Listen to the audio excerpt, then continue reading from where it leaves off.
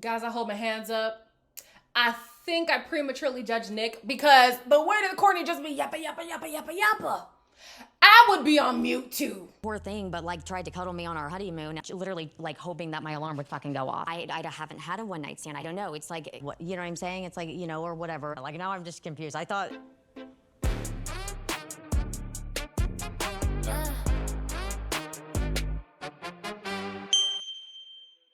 Hello everybody, welcome back to my channel. My name is Queenie. For those who don't know me, reviewing Married at First Sight, Season 20, Episode 6. Before I get into it, please make sure to like this video, subscribe and hit the bell, and leave a comment down below. We start with the couples moving into their apartments. These apartments are big. I said, okay, kinetic content. Y'all got a budget, don't you?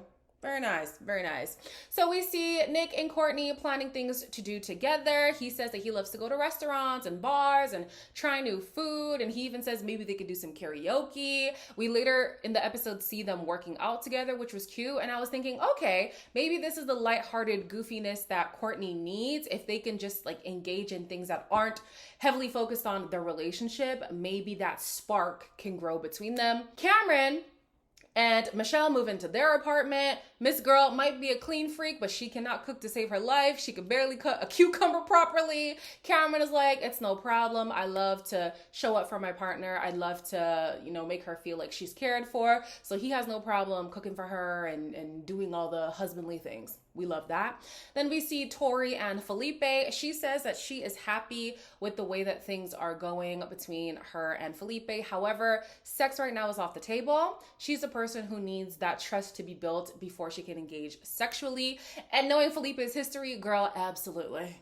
Absolutely. If anybody needs to work their way up, it would be Felipe. So then we see Shawn and Nikki. Shawn says they've had a hard day. We don't know why, because conveniently, every intense argument they have is off camera. And it seems like at the airport, they got into some explosive argument that clearly is carrying over into their move-in. I think you're more of the problem than I am. I don't think it's just one-sided. I think it's both of us. It was like this one-upmanship. Disorganized, you're crazy. I'm not saying crazy in like a psycho, like a... Well, you're standing up, now you're towering over me. The minute I challenge you, the minute I call out, you don't control when we stop and start. Okay, so you want to just take a break and then just wait till tomorrow? I am going to ask that you sleep on the couch. Two things I want to point out about this couple. Number one, I already said it. Their biggest issues happen off camera. Also, their affectionate moments are happening off camera. So in the previous episode, it didn't sound great coming from Shawn, but he was talking about the moments where she would be very affectionate with him, and that's why he was blindsided by the fact that she said she's not sexually attracted to him. He's like, you're literally tonguing me down with food in your mouth, like, which that almost made me gag. I can understand why he's like, that's quite intimate. Like, you gotta be into me if that's the case. You know what I'm saying? When they have these arguments and they are reflecting about them on camera, it's hard to know who is like truly in the wrong because we didn't get to see it. We're only hearing their account of things, right? Another thing that I've noticed with Shawn, he speaks in a soft tone, especially when he's trying to pull Nikki up on her behavior. And it feels as if he also weaponizes like therapy speak and stuff like that. I don't know if I'm the only one who's noticing that, but he tries to speak like somebody who is emotionally intelligent and I'm just in tune with my emotions and I want to be a safe space for her and I want her to feel like she can be vulnerable with me and blah, blah, blah, whatever. And I think that that's tactical. I think he does that so that he can point fingers at her and it's like, okay, but look at her. She's erratic. She just pops up out of nowhere. I'm calm. I'm soft with her. I'm providing a safe space, a safe landing space for her. But look at how she treats me. So she says that Shawn is the type to want to one-up her all the time. I can absolutely see that. Shawn, when talking about himself, tries to one-up himself, you know? I was this D1 that, and I've dated this Miss America, and this, that, and my last name is Best, and I am the best. We the best. She feels like if there's anybody who's the problem, it's definitely him, and he's like, no, it's the both of us. I do think it is the both of them, especially because we don't get to see a lot of these conversations, and they both have valid points where we can see on camera where those traits are prevalent, right? So she seems like a person who's a bit snappier than he is. So when he's like, yeah, she's being aggressive or whatever, which I did not like, I can see how he would perceive some of her behavior as being like a bit, you know, catty and snappy. Her saying that he called her crazy and stuff, I can see that happening as well. He claims he didn't mean to call her crazy in the clinical sense, but just, you know, you're doing a bit too much. Like I said, I feel like he weaponizes therapy speak. He weaponizes his intellect to make her look worse. And because she's more reactive than he is, he can use that against her. She says all she was trying to do was to call him out on his bad behavior. He didn't like that. Nikki says she feels like he's trying to humble her. I wouldn't be surprised, especially after the conversation they had where she said she's not sexually attracted to him. A lot of men don't take that well. A lot of people don't take that well, but a man with a big ego is definitely not going to take that well. So I wouldn't be surprised if he's now trying to like stick it to her in a way. Adam takes Marissa to his lake house. He shows her all the things that he has in there, his knickknacks, paddywhacks, give a dog a bone, all the things. She's like, oh, he's exactly my type. Like, I love his hobbies. I love this, I love that, I love this, I love that. I said, wow, this is great. The only thing she doesn't like is, I think he has, is it ice picks or something that are hanging from his ceiling? She was like, yeah, that gives serial killer vibes. And does. And he's by the lake. Girl, I'd watch my back if I were you. Anyways, they end up going on the jet skis. She was screaming her head off the whole time. Girl saying, I don't like water sports of any kind. Not at all. But dealing with Adam, she's going to have to get with it. Because remember, jet skis are like his children. Y'all remember that? Okay. Yeah. Then we have Caitlyn and Devin. They have an interesting conversation because I feel like we're getting somewhere with Caitlyn, but I don't think that she's yet articulating herself properly for Devin to understand. I do think in this conversation, she did a good job in saying, I need my alone time. And the way that I'm going to get that is maybe getting back into a rhythm, right? Now that I have a routine, going back to work, going to the gym, I can have those moments to myself and then come to you and give you whatever I have left, right? But how she was speaking in the confessional was what I feel like she should have said to Devin. I don't want to rehash all of this right now. I did put sunscreen on his back, dance with him at the pool party, and give him hugs and ask him for pictures. Exhausting conversations till 2 a.m. This is the type of relationship that I hate. I would like a relationship to feel easy for once. I just hope that it doesn't continue like this. So Devin does apologize for coming off as very needy, and I was thinking, what are you doing that we're not seeing? Because to me, he didn't seem needy, but then hearing Caitlyn explain certain things, I was like, maybe he is needy, you know? He also apologizes for being very negative regarding their situation instead of focusing on the positive things. And honestly, let him tell it. She is completely retreating, whether it's physical, mental, she's just not engaging at all. Now, when she was in her confessional, she even gets emotional because she's like, I massage his back with sunscreen. I go with him to the water park. I do this and I do that. But it seems like it is just not enough.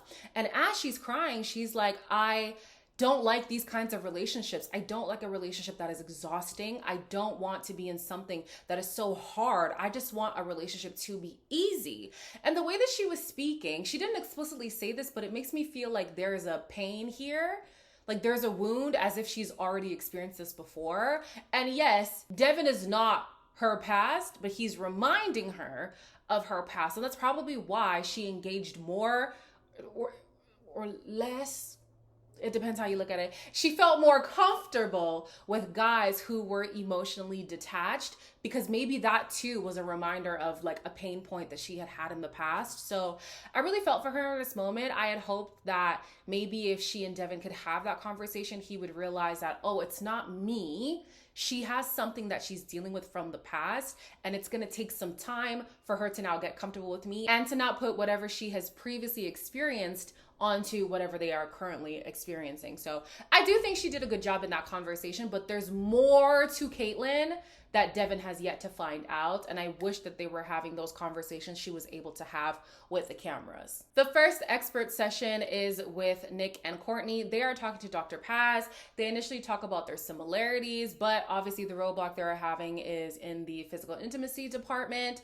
I felt like Courtney needed to be more honest. We saw Paul Brunson say the one rule in the expert sessions is honesty. And I feel like Courtney isn't being fully transparent about what's going on. Compatible towards each other?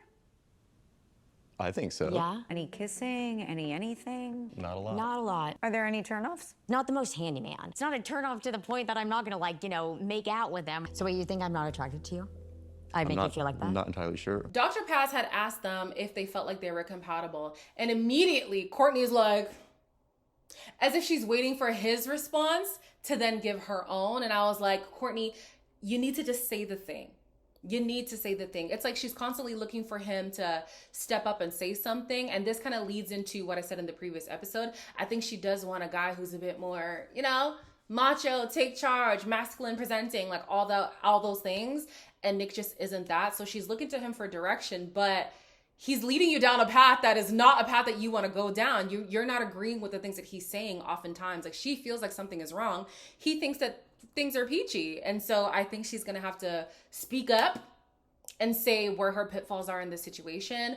I think that she is in her head a lot.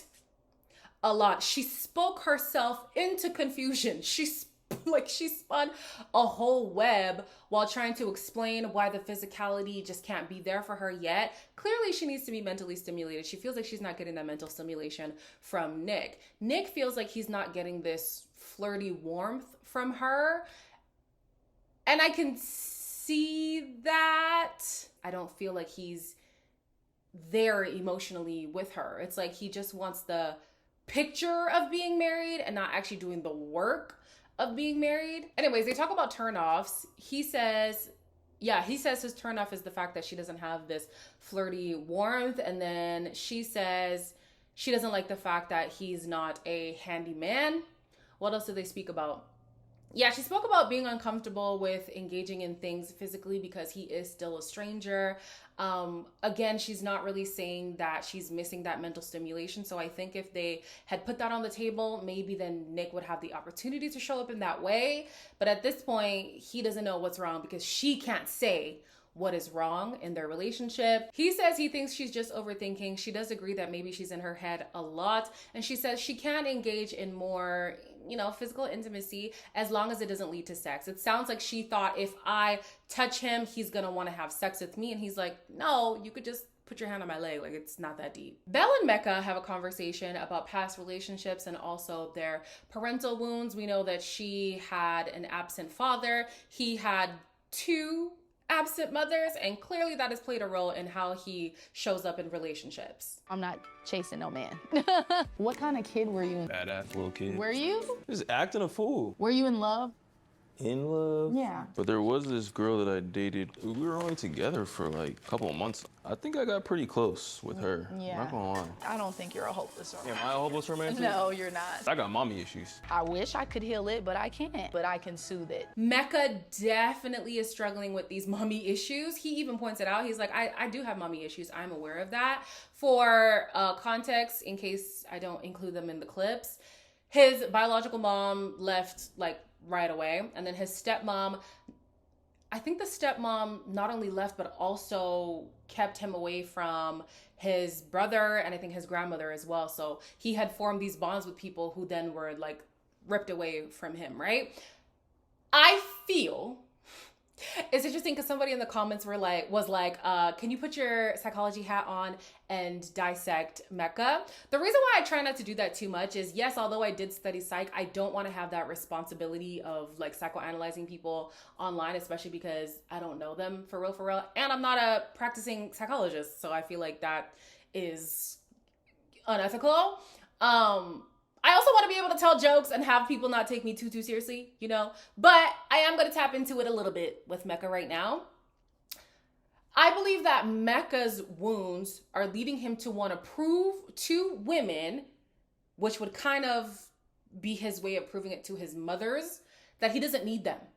So if he sees this girl who he obviously likes, who he obviously wants approval from, but he's remembering those abandonment issues that he has, it's like, let me not show this girl that I actually want her. Let me not present myself as somebody who's vulnerable in fear that she's going to leave me the way that those other women left me. Let me prove to her and subsequently to them that I don't need them. I don't need all of you people. He wants that validation. He clearly needs that validation, but he cannot give somebody else the satisfaction of leaving him again. It's interesting though, because he internalizes it as those women wanted nothing to do with me, when maybe they just didn't want anything to do with that man. Have y'all seen the stuff going around about Logic? Yeah, I would have to leave too. I would have to leave too. The man is so problematic. He was a principal and he was saying a lot of sexually inappropriate things, either to the kids or about the kids online. He's one of those teachers who creates content and definitely shouldn't. Definitely should have been stripped of his principal role long time ago. But anyways, he's internalizing those women leaving his dad as them leaving him. And I get it. They could have still formed some kind of a bond with him. But even if they did, he probably would still feel like, no, I'm taking that personal. You didn't want to be with me, right? So unfortunately, I feel like he's taking this out on Belle Jolie, and that's so unfair because she too has parental wounds, right? Her dad wasn't present in her whole life. And then when he did show up, he asked for a paternity test. She's not projecting those wounds onto, what's his name? Mecca. So it is possible to go through, a tumultuous past and not make the person who you're in a relationship with atone for the sins of others. So I really hope that the experts point that out. Yes, you do have wounds, but Belle Jolie did not inflict those wounds onto you. So don't take that out on her. Tori takes Felipe to a wine tasting. This is something similar to what she does for work. I think she works on more of like the admin side of things, but either way, this is associated with her job. She wanted to give him a glimpse of her life.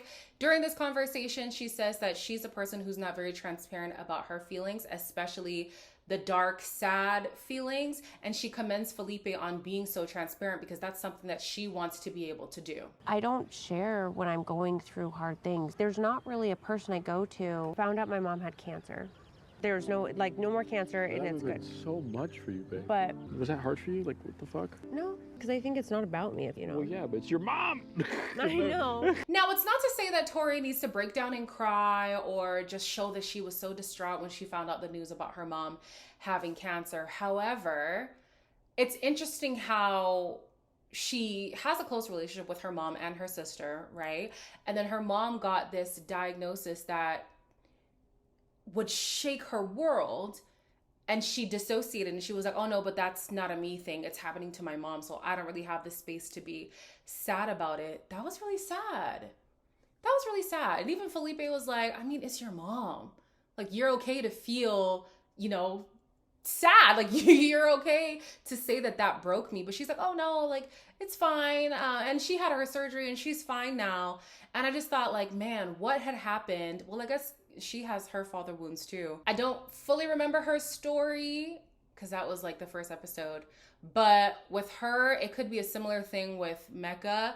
I don't want to be vulnerable for then people to have the opportunity to hurt me. I don't want to expose myself to being hurt because, yeah, you would expect your parents to be there for you and he wasn't.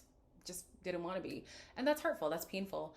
Is he the one who mistreated the mom, like cheating and all that kind of stuff? Guys, I don't remember. Anyways, the point is, it hurt me to see that she couldn't fully allow herself to be sad about something that would have been reasonable to be sad about because of whatever has happened in her life that causes her to have to compartmentalize her feelings and not let people in.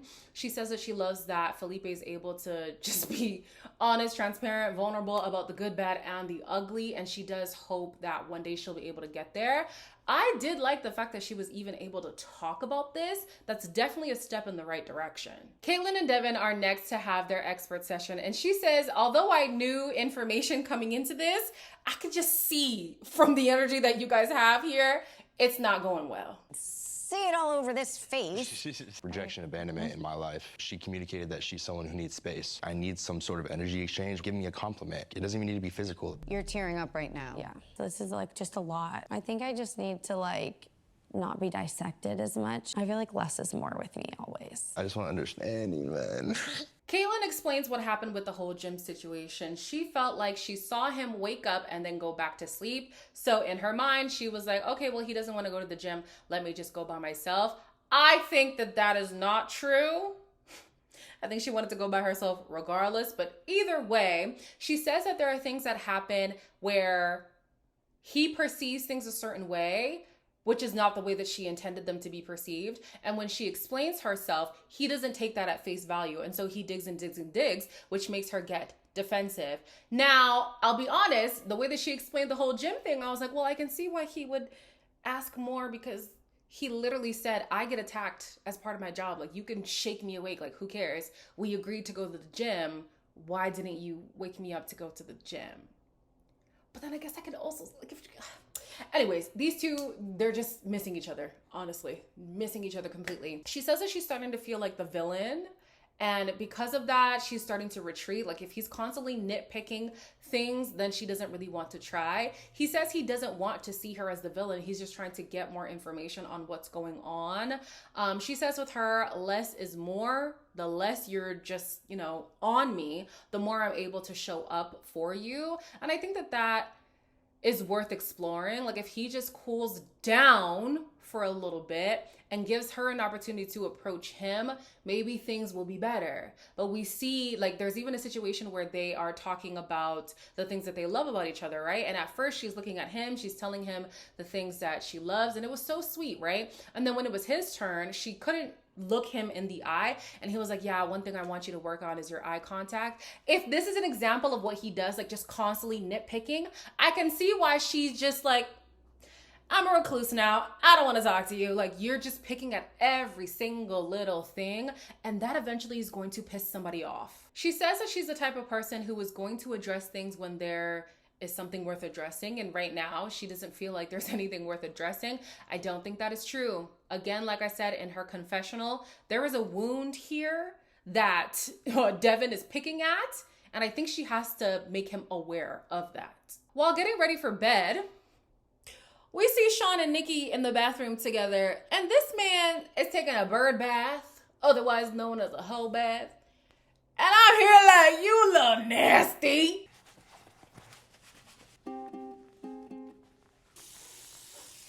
All right, let me go change. Okay. All right, I'm gonna shower. You're like in and out. 3 minutes tops. How is that? Let's just get in there. What we gotta do? Do you get all the parts? Absolutely. I too would not want to get intimate with this man, because all you do is cha-cha, bop, bop, and you're done. And you're coming into our bed after your long day, and all you did was a little pat. So then Nikki is like, okay, well, when you shower, like, what goes on? He's like, oh, I just smack the important parts and keep it pushing. Like, I don't need to do all that deep. He don't do that deep cleaning in the crevices, guys. He don't. I wouldn't want to be intimate with him either, guys. I'm so sorry. What? No way. Absolutely no way. Either way, they move past that. He says that he is realizing that he needs to approach her in a way that provides a safe space for her. Like, he needs to, what did he say? Have a posture and an energy that gives her a safe place to land. And he admits that their last altercation at the airport was not that. It was far from that. He says that he's learning to adapt, and he commends her for her growth in the way that she was able to forgive him. Again, this all sounds great, but I think he uses this type of speech in order to purport as an emotionally intelligent man. Those little moments that we see of him where he gets a little out of character, or maybe that is his character, prove that this is strategic. To me, I could be reaching, but I think he's purposefully positioning himself to be the nice guy who isn't getting treated fairly. The episode ends with Tori and Felipe coming into their apartment, and they're on the couch. Things are getting hot and heavy or whatever. They move to the bedroom. They have sex. 2 hours later, we see Tori come out of the room and sleep on the couch. That bedroom was suffocating me. This had nothing to do with Felipe or the sex. Going out to the couch, I just could breathe. And I really am, I'm giving it my all. The way that she was talking about the experience is as if she didn't regret having sex, but after the fact, she felt like it was too much too soon. She felt like it was a heightened level of vulnerability that she was not prepared to experience. And so she just needed to breathe. She felt suffocated in that room with him. It could just be the fact that it was too much too soon. But I wonder if after they had sex, did he make her feel safe? Did he give her some aftercare? Whether that's, you know, helping clean her body or just laying there, cuddling, affirmations, whatever aftercare looks like for her.